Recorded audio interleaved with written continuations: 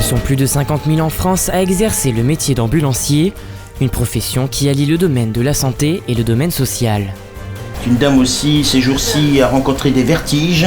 Le patient ne se sentait pas bien dans le véhicule. Il a demandé si on pouvait prendre sa tension. Bon.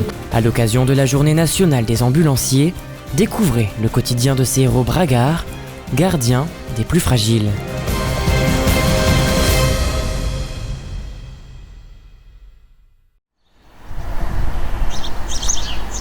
Transporter des patients, évaluer l'urgence de leurs blessures ou maladies, ou encore les accompagner dans leurs déplacements, voilà les différentes situations auxquelles sont confrontés ces ambulanciers.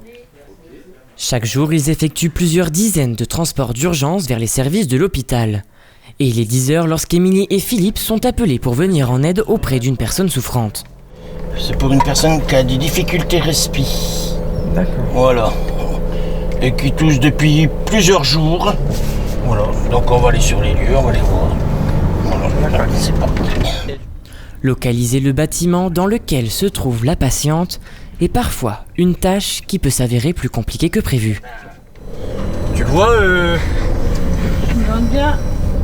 L'allée elle est là, maintenant il faut trouver le bâtiment. C'est pas Celui-ci Ouais. Ah, je ne sais jamais. L'herbeau c'est compliqué quand même. Celui-là ou celui qu'il y a sur le côté là? Une fois le bâtiment trouvé, le duo se dirige vers l'appartement afin de porter assistance à la personne âgée de 98 ans.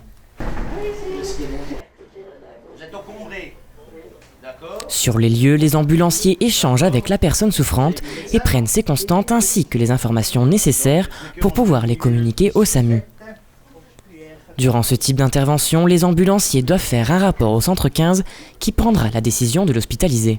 Nous sommes auprès de Madame Saint-Dizier.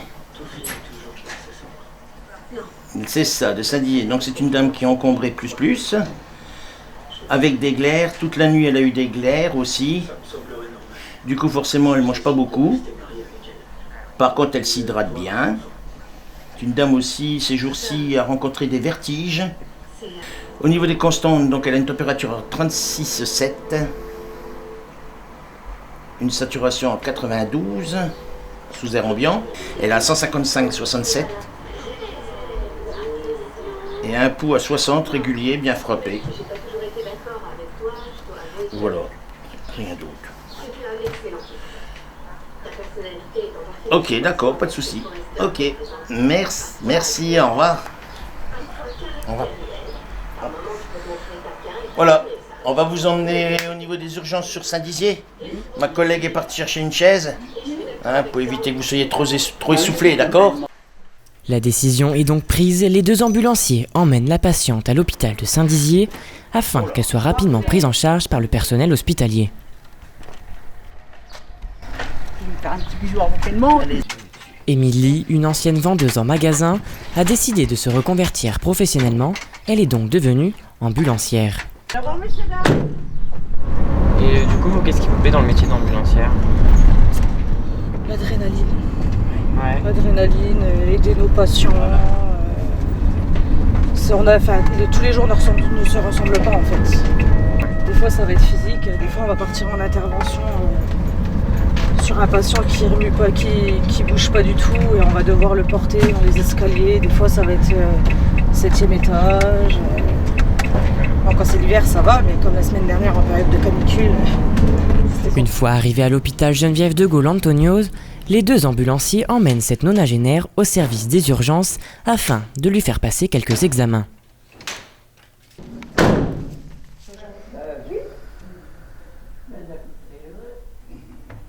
Le relais est donc passé aux infirmiers de l'établissement, l'heure pour ces ambulanciers de rentrer au bureau. Nous, on a déposé. Mon collègue a fait les transmissions aux infirmières qui feront les transmissions aux médecins et puis elle va être prise en charge incessamment sous peu.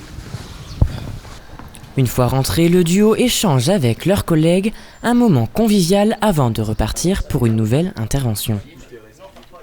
C'est un métier usant. On va dire que l'espérance de vie entre guillemets d'un ambulancier, on va dire que c'est environ 15 ans. Au bout de 15 ans, il faut l'avouer quand même, l'organisme est déjà usé parce qu'il faut porter des personnes. Donc le dos en prend un beau coup, les articulations. Et puis après, voilà, il y a une fatigue mentale aussi qui s'installe. Puis Voilà, donc souvent certaines personnes arrêtent d'elles-mêmes, mais on a aussi des cas où les gens font carrière dans ce métier jusqu'à leur retraite, comme c'est arrivé chez moi. On a déjà fait pas mal de départs en retraite de beaucoup de mes salariés qui sont restés fidèles jusqu'au bout.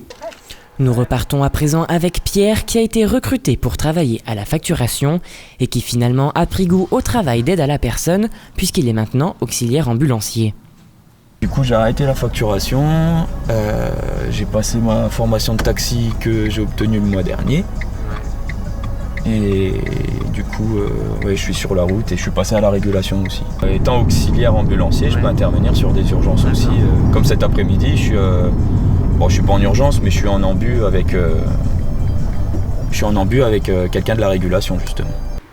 Il est temps pour Pierre d'aller chercher le patient qui sort d'une séance de kiné pour le ramener à son domicile. Mais lors du trajet, ce dernier se plaint de maux de tête et explique à l'auxiliaire ambulancier ses mésaventures. Suite à la demande du patient, Pierre accepte de l'amener à la pharmacie afin qu'il puisse prendre sa tension. Depuis que je fais ce métier-là, je crois que c'est la première fois. Après, voilà, le patient ne se sentait pas bien dans le véhicule. Il m'a demandé si on pouvait prendre sa tension. Bon, écoutez, ça va quand on est à côté, qu'il n'y ait pas de course derrière, sinon on appelle le bureau dans des situations comme ça. Mais bon, voilà. Mais ouais, c'est assez exceptionnel. Ouais. Une fois le patient rassuré, il est ramené chez lui en toute tranquillité. Vous l'avez compris, être ambulancier est un métier essentiellement humain qui n'est pas toujours de tout repos, mais qui est essentiel dans notre quotidien.